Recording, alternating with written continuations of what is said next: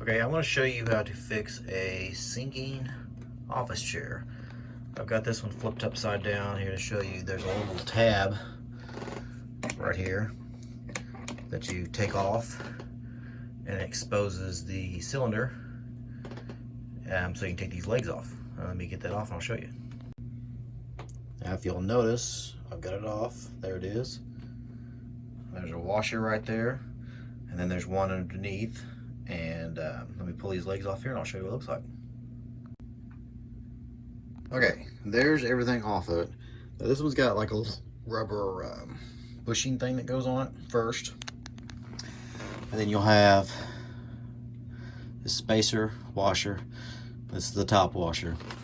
Now what you do, I'm not going to really show this on camera because I'm holding the phone of the camera here.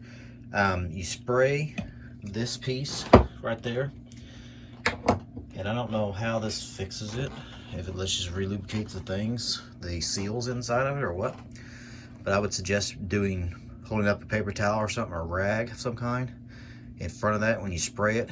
But soak this down real good, the shaft that goes in and out, and you might want to put it back together and go up and down with it a couple times and then take it off and spray it again. But I'm assuming what it does is it helps the seals inside, and it causes it to help hold pressure again. And since I've done this already, I'm not going to spray it again. I have not had any more issues with it going up and down. It has held its pressure every time I sit on it now, and it's basically really cheap and easy, and probably free if you've already got some spray lubricant. But that's it. Just make sure that if it's got this, you put that back on there, because that's a little seal that goes on there, and then just put it back together the way it was and put your clip on it, and there's your fix for your chair. Hey, thanks for checking out the video. If you want to see more videos, just click over here and check them out.